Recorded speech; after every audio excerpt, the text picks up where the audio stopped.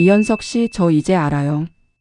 당신이 왜 그렇게 살갑게 굴었는지, 왜 갑자기 제 손을 잡아줬는지, 왜 제 눈을 피했는지 다 알아요. 그리고 저 안 죽었어요. 사연을 시작하기 전 구독과 좋아요를 눌러주시면 더 많은 분들께 이 이야기가 닿을 수 있습니다. 인생 수첩이 여러분 곁에 늘 함께 하겠습니다. 일막명순의 손. 제 이름은 박명순입니다. 올해로 57살이에요. 전라북도 전주 풍남문 시장 안쪽 골목 3평짜리 공간에서 32년째 떡을 만들고 있습니다. 가게 이름은 명순방앗간. 간판도 없어요. 그냥 입소문으로만 찾아오는 집이에요. 새벽 3시 반이면 일어납니다. 겨울이든 여름이든 상관없어요. 찹쌀을 불리고 시루를 올리고 김이 오를 때까지 불 앞에 서 있습니다. 뜨거운 김이 얼굴을 적시는 그 순간이 저에겐 하루가 시작되는 인사예요. 손이 참 많이 상했어요. 관절마다 굳은 살이 박여 있고 손가락 마디는 잘 펴지지 않습니다. 어떤 날은 이른 아침부터 손목이 욱신거려서 작은 떡 하나 집기가 힘들 때도 있어요. 그래도 자리를 비운 적이 없습니다. 제 떡을 먹으러 오는 손님들이 있으니까요. 할머니 손맛이 난다며 오는 사람, 돌잔치 때마다 꼭 맡기는 집, 제사 때 어김없이 찾아오는 단골까지. 그분들에게 제 떡이 필요하다는 것. 그게 제가 30년 넘게 새벽을 버텨낸 이유였어요. 남편 이현석은 올해 62살입니다. 한때는 중견 식품회사 부장이었어요. 허리 꼿꼿하고 목소리 굵고 어딜 가나 대접받는 사람이었죠. 그런데 54살에 구조조정으로 회사를 나온 뒤로 사람이 달라졌어요. 처음에는 그냥 위축된 거라고 생각했습니다. 밥도 잘 안 먹고 말도 없어지고 외출도 안 하더라고요. 저는 일부러 더 살갑게 굴었어요. 퇴직하면 남자들이 다 저런다고 시간이 지나면 괜찮아질 거라고 스스로를 달랬습니다. 그런데 그게 아니었어요. 그 사람은 위축된 게 아니라 쌓이고 있었던 겁니다. 무언가가 내부에서 천천히 썩어가듯이. 이막동. 어느 날부터 현석이 갑자기 다정해졌습니다. 저한테 말도 먼저 걸고 장도 같이 보러 가자고 하고 심지어 어떤 날은 제 어깨를 주물러 주기까지 했어요. 저는 솔직히 이상하다고 느꼈어요. 8년 만에 갑자기 달라진 거니까요. 하지만 의심하지 않으려고 했습니다. 사람이 늦게라도 변할 수 있다고 나도 좀 더 마음을 열어야 한다고 생각했어요. 그 무렵부터 몸이 안 좋아지기 시작했습니다. 처음엔 어깨였어요. 시루를 들다가 오른쪽 어깨가 뭔가 빠지는 것처럼 아팠습니다. 그 다음엔 다리였어요. 종아리가 자꾸 저려서 밤에 잠을 못 잤습니다. 그리고 한 달쯤 지나자 손이 떨리기 시작했어요. 떡을 빚다가 손에서 힘이 스르르 빠지는 겁니다. 단골 손님이 보다 못해 말했어요. 사장님, 몸이 많이 안 좋아 보여요. 병원 한번 가보세요. 현석이 그때 나섰어요. 내가 아는 한의원이 있어. 거기 원장님이 이런 쪽으로 용하대. 좋은 약 지어다 줄게. 처음엔 고마웠어요. 그런데 약을 먹기 시작한 뒤로 오히려 더 나빠졌습니다. 몸만 나빠진 게 아니에요. 머리가 안개 낀 것처럼 흐려지고 방금 했던 말을 잊어버리고 손님이 오면 제가 뭘 팔던 사람인지도 헷갈렸습니다. 그때부터 현석이 주변 사람들에게 말하고 다녔어요. 명순이가 치매가 온 것 같아요. 요즘 부쩍 이상해서요. 저는 치매 진단을 받은 적이 없었어요. 하지만 머리가 너무 멍해서 따지지도 못했습니다. 그러던 어느 가을 저녁 저는 방앗간 주방 바닥에 쓰러졌습니다. 다리에 힘이 완전히 빠지면서 떡판을 붙잡고 쓰러졌는데 뒤통수가 타일 바닥에 닿는 소리가 들렸어요. 그게 마지막 기억이었습니다. 응급실에서 의식이 돌아왔을 때 현석이 의사 선생님께 울면서 말하는 소리가 들렸습니다. 선생님, 제가 뭐든 다 하겠습니다. 이 사람 없으면 저도 못 살아요. 간호사들이 감동받았다고 나중에 들었어요. 저만 알았습니다. 그 목소리 속에 담긴 것이 슬픔이 아니라는 걸. 검사 결과는 원인 불명의 신경계 이상이었어요. 의사들도 고개를 갸웃거렸습니다. 뇌에 특별한 이상 소견은 없는데 왜 전신의 움직임이 이렇게 둔해지는지 모르겠다고요. 저는 말할 수가 없었어요. 입이 굳어서 혀가 움직이지 않았거든요. 그날 밤이었습니다. 병실이 조용해진 늦은 밤 현석이 들어왔어요. 발소리를 죽이고 제 침대 곁에 서더니 창문 쪽을 한번 확인하고는 제 귀에 입을 가져다 댔습니다. 명순아, 오래 고생했다. 이제 편히 쉬어. 그리고 제 손을 들어 올렸어요. 결혼 25주년에 제가 스스로 번 돈으로 산 은반지. 그걸 손가락에서 빼내기 시작했어요. 굳은 마디 때문에 쉽게 빠지지 않자 거칠게 비틀었습니다. 뼈가 꺾이는 것처럼 아팠어요. 눈물이 흘렀지만 손 하나 움직일 수 없었습니다. 그때 복도에서 발소리가 들렸어요. 또각또각. 여자 구두 소리였습니다. 현석이 반지를 주머니에 넣으며 돌아섰어요. 문이 열리고 낯선 향수 냄새가 들어왔습니다. 어디서 맡아본 냄새였어요. 현석의 와이셔츠에서 가끔 맡던 그 냄새였거든요. 오빠, 이거 진짜 은이야? 여자 목소리였습니다. 저는 그 순간 모든 걸 이해했어요. 산막패가. 열흘 뒤 저는 구급차에 실려 어딘가로 옮겨졌습니다. 공기 좋은 곳에서 요양하는 게 낫다고 의사도 그랬잖아요. 현석이 서류에 서명하면서 그렇게 말했다고 나중에 들었어요. 차가 멈춘 곳은 충청북도 계산군 산골짜기였어요. 길 끝에 낡은 슬레이트 지붕이 보였고 대문은 절반이 뜯겨 있었습니다. 들것에 실려 방 안에 눕혀졌어요. 곰팡이 냄새가 폐부터 채웠습니다.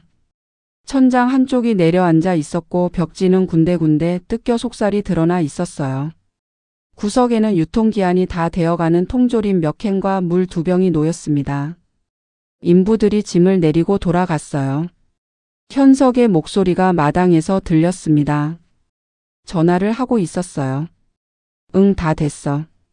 걱정 마. 이제 우리 시작이야. 낮게 웃는 소리. 자동차 소리. 그리고 정적. 산새 소리만 가득한 폐가에서 저는 천장을 바라보며 누워 있었습니다. 32년을 바쳤는데 이게 끝인가? 눈물이 관자놀이를 타고 흘러 귓속으로 스며들었어요. 차갑고 축축한 그 감각이 오랫동안 사라지지 않았습니다. 밤이 되자 산 추위가 방 안으로 밀려 들어왔어요. 낡은 창틀 사이로 바람이 끊임없이 파고들었습니다. 이불을 끌어당기고 싶었지만 손이 움직이지 않았어요. 첫 사흘이 가장 힘들었습니다. 배고픔보다 갈증이 더 컸어요. 구석에 물병이 보이는데 고개조차 돌리기 어려웠습니다. 입술이 갈라져 피가 배어 나왔어요. 그런데 나흘째가 되던 날이었습니다. 머릿속이 조금씩 맑아지기 시작했어요. 안개가 걷히듯이요. 그리고 저는 깨달았습니다. 현석이 챙겨주던 그 약을 나흘째 먹지 않았다는 걸요. 생각이 거슬러 올라갔습니다. 약을 받기 시작한 건 봄이었어요. 그때부터 몸이 나빠졌고 기억이 흐려졌고 손이 떨렸습니다. 의사들은 원인을 모른다고 했는데 약을 끊은 지 나흘 만에 머리가 맑아지고 있었어요. 그 순간 분노가 밀려왔습니다. 속았던 겁니다. 처음부터 끝까지 전부 다. 그 사람은 저를 병들게 하려고 일부러 무언가를 먹인 거예요. 치매 소문을 낸 것도 지극정성 남편 연기를 한 것도 전부 계획이었습니다. 32년을 함께 산 사람이. 그 다음 밤은 지옥이었습니다. 온몸에 불이 나는 것 같았어요. 뼈마디마다 바늘로 찌르는 것 같은 통증이 밀려왔고 숨이 막혔습니다. 손끝부터 발끝까지 전기가 흐르는 것처럼 저렸어요. 금단 현상이었습니다. 몸이 그 약 없이 버티지 못하는 거였어요. 죽을 것 같았습니다. 진짜로 이대로 죽는 건가 싶었어요. 그때 현석의 얼굴이 떠올랐습니다. 그리고 그 여자의 웃음소리. 안 됩니다. 살아야 해요. 살아서 저 사람이 무릎 꿇는 걸 봐야 합니다. 저는 이를 악물었어요. 온몸이 부서지는 것 같은 고통 속에서도 눈을 부릅떴습니다. 절대 포기하지 않겠다고. 반드시 살아서 돌아가겠다고. 혼자서 되뇌었어요. 그렇게 지옥 같은 밤이 지나갔습니다. 닷새째 아침이었어요. 기적이 일어났습니다. 왼손 검지손가락이 까딱하고 움직인 거예요. 처음엔 환각인 줄 알았습니다. 하지만 아니었어요. 다시 움직여 보니 정말로 꿈틀거렸습니다. 눈물이 왈칵 쏟아졌어요. 기쁨보다 분노가 먼저였습니다. 이 마비가 전부 그 약 때문이었다는 게 이제 확실해진 거니까요. 그 뒤로 몸은 조금씩 돌아왔습니다. 일회째엔 손을 쥐었다 폈고 열흘째엔 팔을 구부릴 수 있었어요. 보름이 지나자 무릎을 세울 수 있게 되었습니다. 저는 매일 밤 혼자 운동했어요. 누워서 할 수 있는 건 뭐든 했습니다. 팔다리를 폈다 접고 목을 좌우로 돌리고 발가락을 꼼지락거렸어요. 온몸이 땀으로 흥건해질 때까지. 낮에는 꼼짝 않고 누워 있었어요. 혹시 현석이 들를 수 있으니까요. 사막 도연. 20날이 지난 어느 밤이었습니다. 마당에서 인기척이 들렸어요. 부서진 대문이 삐걱거렸습니다. 누군가 걸어 들어오는 발소리. 심장이 내려앉았어요. 저는 재빨리 눈을 감고 침을 흘리며 식물인간 연기를 준비했습니다. 문이 열렸어요. 거기 누구 계세요? 낯선 남자 목소리였습니다. 젊고 걱정이 가득 담긴 목소리였어요. 저는 슬며시 눈을 떴습니다. 희미한 랜턴 불빛 아래 30대로 보이는 남자가 서 있었어요. 검게 그을린 얼굴에 손이 크고 투박했습니다. 농사 짓는 사람 같은 인상이었어요. 저쪽에서 불빛이 보여서요. 폐가에 불이 들어올 리가 없잖아요. 이상해서 들어와 봤습니다. 저는 바짝 마른 입술을 떼었습니다. 살려주세요. 그게 전부였습니다. 남자의 눈이 커졌어요. 그는 곧장 저를 부축해 앉히고 물을 떠다 주었습니다. 따뜻한 손이었어요. 30년 넘게 살면서 이렇게 빠르고 아무 조건 없이 손을 내밀어 준 사람이 있었던가요? 제 이름은 김도현이에요. 이 마을에서 산나물 농사 짓고 있습니다. 혼자 계신 거예요? 저는 고개를 끄덕였습니다. 경찰 불러야겠어요. 이건 그냥 있을 수가 없어요. 아직 안 돼요. 저는 간신히 그의 팔을 붙잡았습니다. 왜요? 이건 명백한 방치예요. 그의 눈에 분노가 어려 있었습니다. 남의 일인데도 진심으로 화를 내고 있었어요. 교활한 빛이 없었습니다. 그냥 솔직하게 붕괴하는 눈이었어요. 그 눈을 보며 저는 결심했습니다. 이 사람에게 전부 이야기하기로요. 저는 떨리는 목소리로 하나씩 꺼냈습니다. 32년 방앗간 구조조정으로 상처받은 남편, 갑자기 달라진 다정함, 정체 모를 약 쓰러진 폐가에 버려지기까지. 도연이 끝까지 들었어요. 한마디도 끊지 않았습니다. 이야기가 끝났을 때 그는 한참 동안 말이 없었어요. 주먹을 꽉 쥐고 있었습니다. 손등에 핏줄이 솟아 있었어요. 어르신, 제가 예전에 사회복지사로 일했어요. 노인 학대 케이스도 여러 번 봤는데. 그가 잠시 말을 멈추었습니다. 이건 단순 방치가 아니에요. 의도적인 범죄예요. 저는 고개를 끄덕였어요. 경찰 신고를 서두르면 안 되는 이유 조금 더 설명해 주실 수 있어요? 저는 천천히 말했습니다. 현석이 이미 저를 치매 환자로 만들어 놓았어요. 제가 아무리 진실을 말해도 미친 노인의 헛소리로 취급받을 거예요. 증거가 필요해요. 확실한 걸로요. 도연이 고개를 끄덕였습니다. 알겠어요. 그럼 증거부터 만들어 봅시다. 그날 밤부터 도연의 도움이 시작되었습니다. 그는 다음날 이불과 난로를 가져왔어요. 따뜻한 호박죽도 끓여왔습니다. 숟가락으로 첫 술을 떠먹는 순간 눈물이 왈칵 쏟아졌어요. 얼마 만에 먹어보는 따뜻한 음식인지. 천천히 드세요. 급하게 드시면 탈나요. 도연이 제 등을 토닥였습니다. 그 손길이 어찌나 따뜻하던지요. 30년을 함께 살았던 남편한테도 이런 보살핌을 받아본 기억이 없었어요. 도연은 매일 저녁 폐가를 찾아왔습니다. 새벽에 농사일을 마치고 어김없이 왔어요.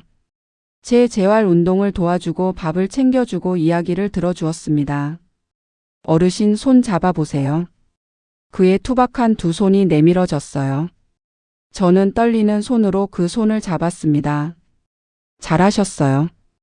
어제보다 훨씬 힘이 세졌는데요. 그 말 한마디가 다음 날을 버티게 해주었습니다. 한 달이 지나자 저는 두 발로 설 수 있게 되었어요. 처음 일어섰을 때 다리가 후들거렸지만 분명히 서 있었습니다. 제 두 발로. 그 순간을 뭐라 표현해야 할지 모르겠어요. 그냥 울었습니다. 서러워서가 아니었어요. 기뻐서 분해서 살아있어서 울었습니다. 그런데 그 무렵 도연이 심각한 얼굴로 찾아왔어요. 어르신 좋지 않은 소식이 있어요.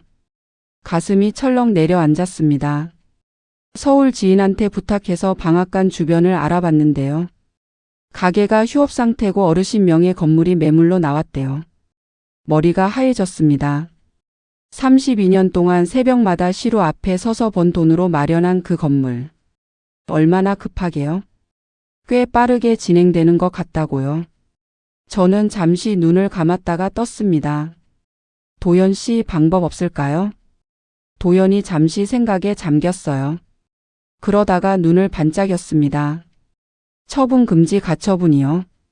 어르신 명의 재산을 법원에서 동결시키는 거예요.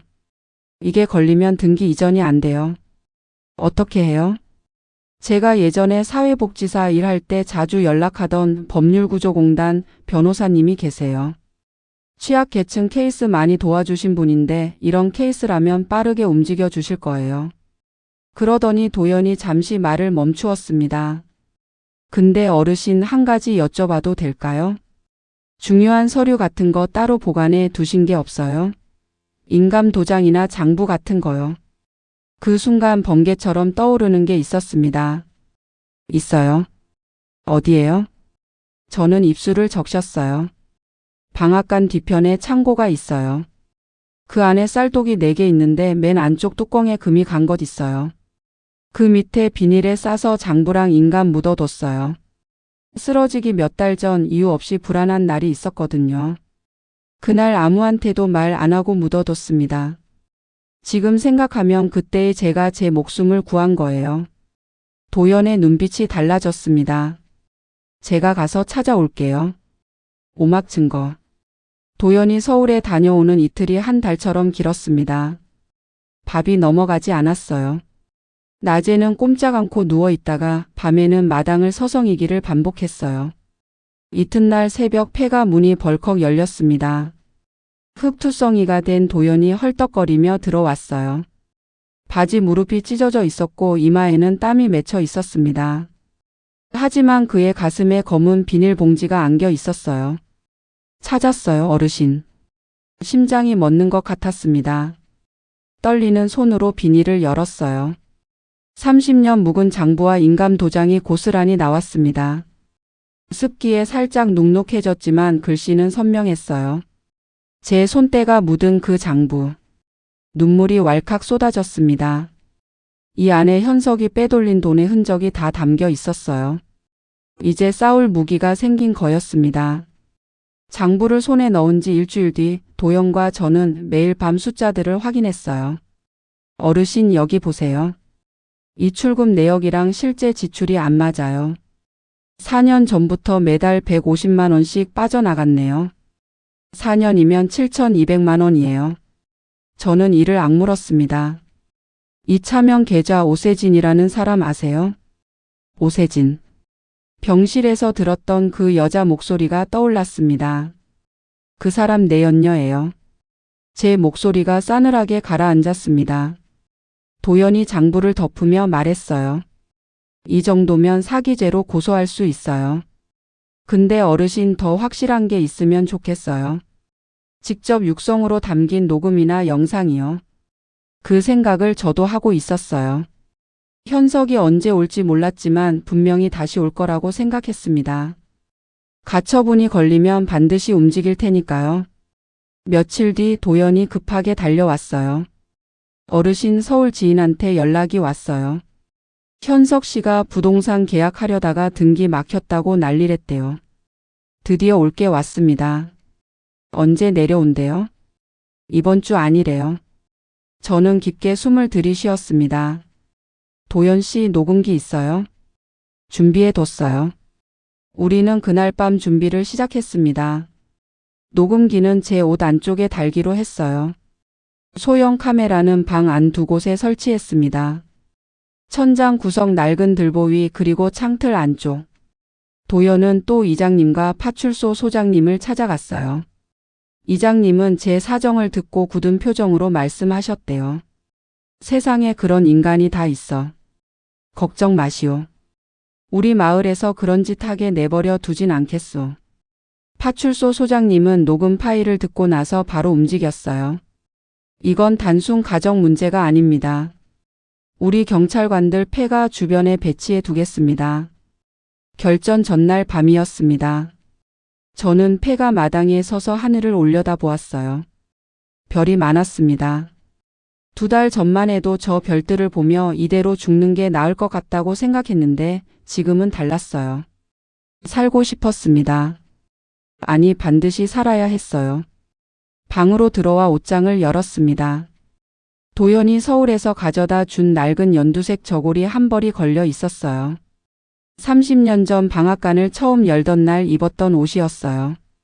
제가 부탁하지도 않았는데 도연이 알아서 챙겨다 줬더라고요. 그 옷을 꺼내 가슴에 안았습니다. 그때 저는 25살이었어요. 무서운 게 없었고 포기도 몰랐습니다. 손님이 한 명도 없던 날에도 이튿날 새벽 시루를 올렸어요. 그 시절에 제가 아직 여기 있어요. 거울 앞에 섰습니다. 창백하고 볼이 쑥 들어간 얼굴. 하지만 눈빛은 살아 있었어요.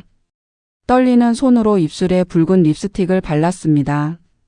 30년 동안 화장할 겨를도 없이 살았는데 이 순간에 바르게 되는군요.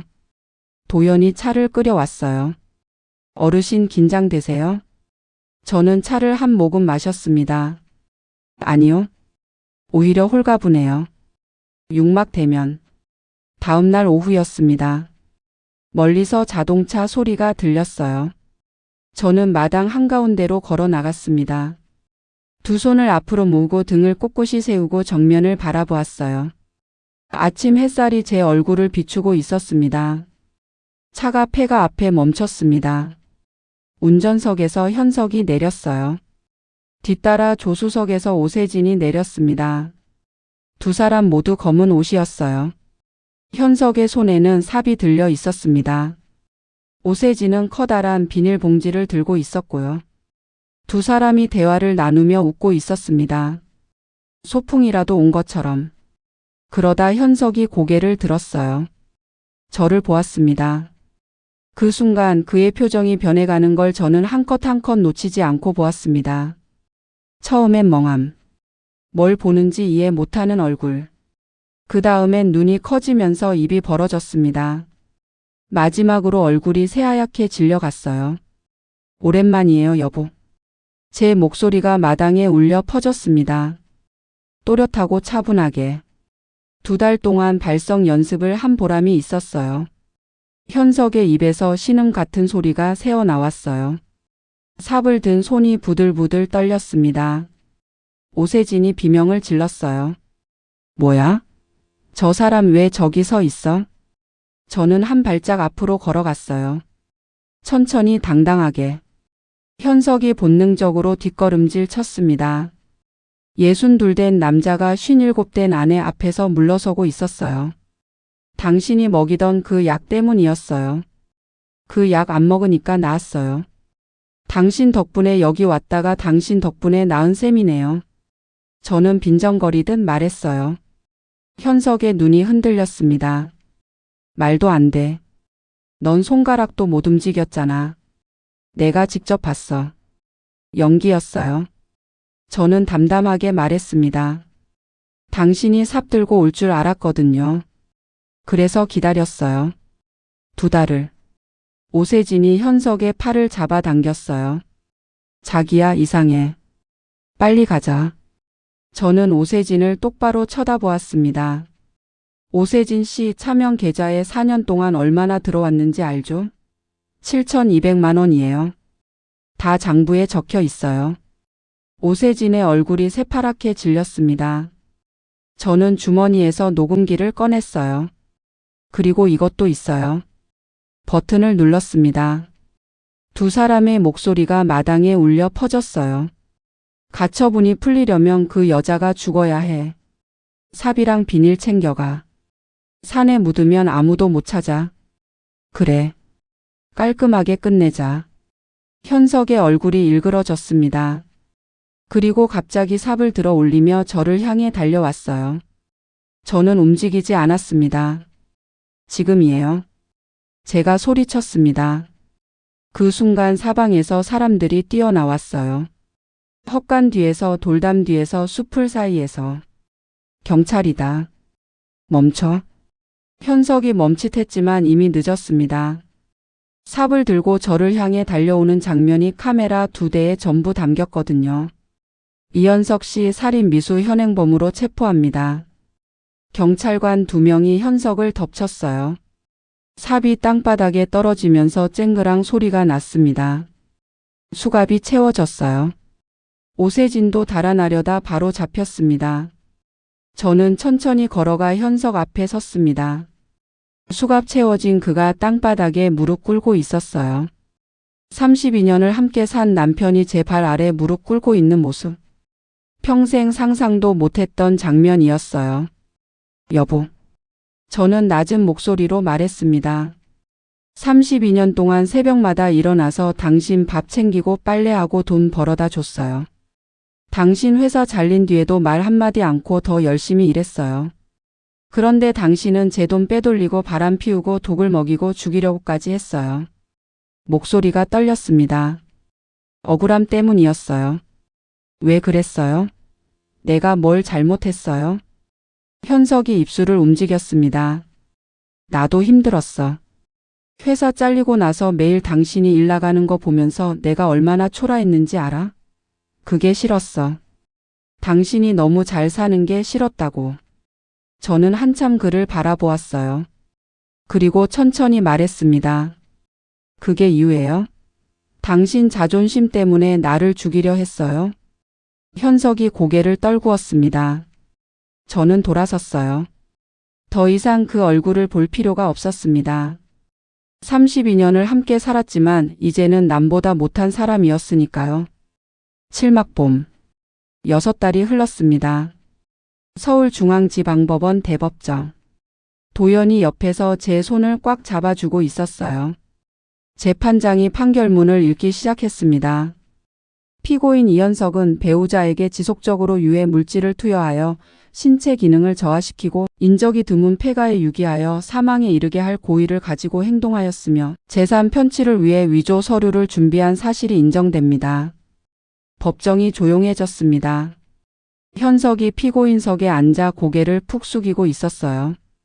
피고인 이현석을 살인 미수죄, 특수유기죄, 사기죄, 위조 문서 행사죄로 징역 13년에 처합니다. 법정이 술렁였어요. 저도 모르게 눈물이 흘렀습니다. 기뻐서가 아니었어요. 32년이라는 세월이 허무해서 울었습니다.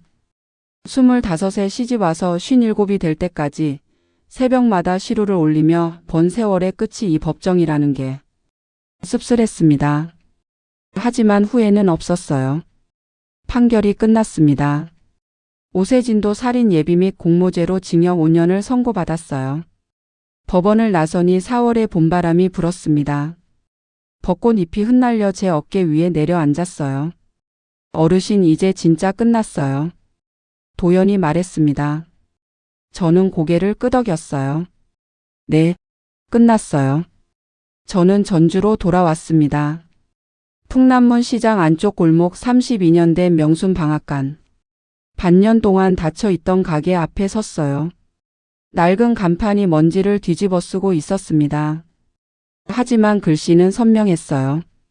열쇠를 넣고 문을 열었습니다. 시루 냄새가 없었어요. 당연하죠. 반년 동안 불을 떼지 않았으니까요. 오래된 시루를 손으로 쓰다듬었습니다. 차갑고 거칠었어요. 얼마나 많은 새벽을 이 앞에서 보냈을까요? 손이 갈라지고 등이 굽어도 포기하지 않았던 그 시간들이 떠올랐습니다. 힘들었지만 행복했어요.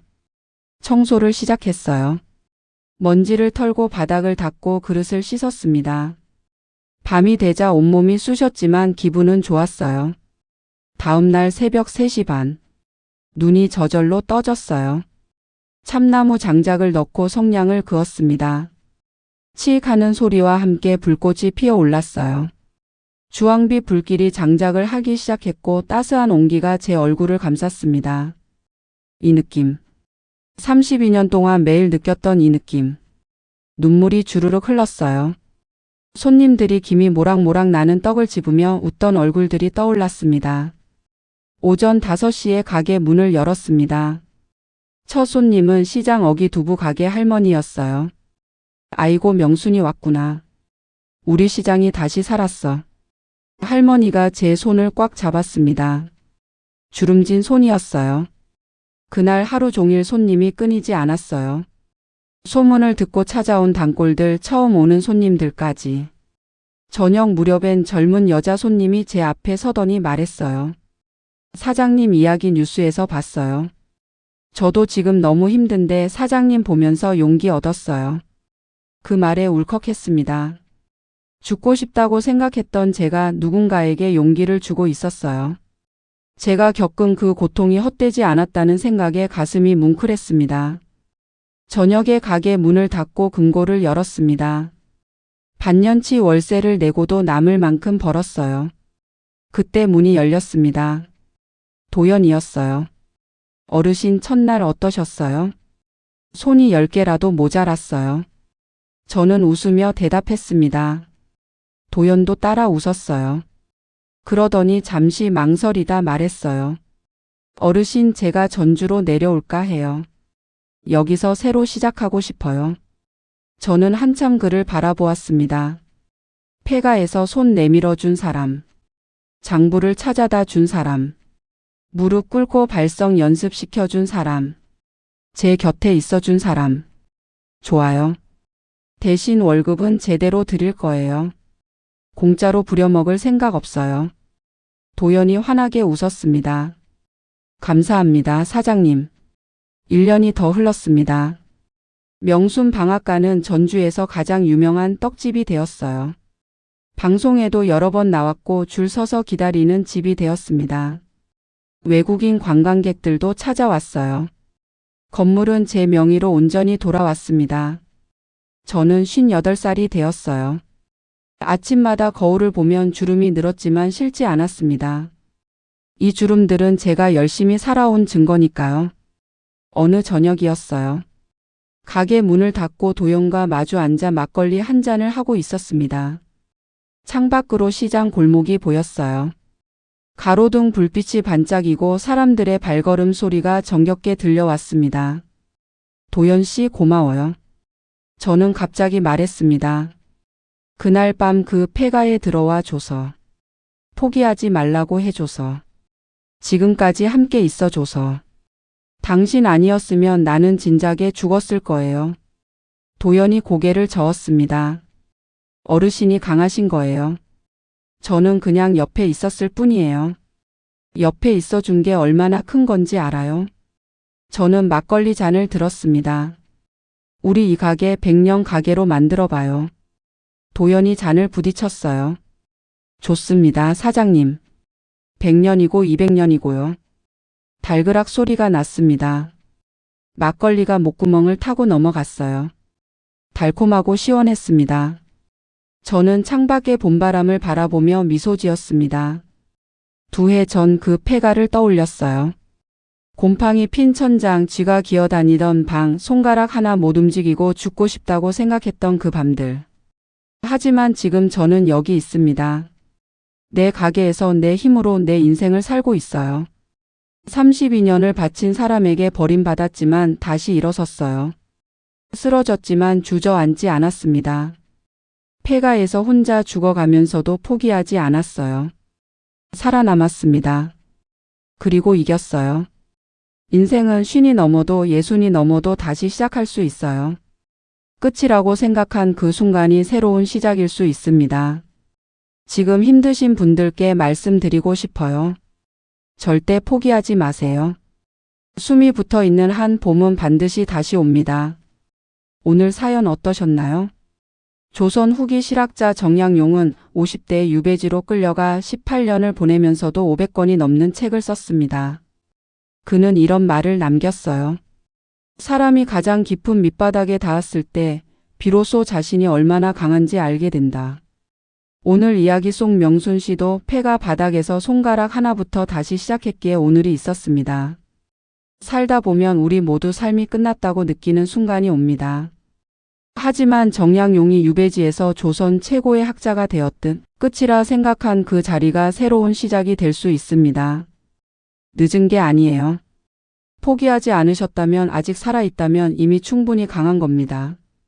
이 사연이 마음에 닿으셨다면 구독과 좋아요로 응원해 주세요. 더 좋은 이야기로 찾아뵙겠습니다. 여러분의 오늘을 응원합니다. 인생 수첩이었습니다.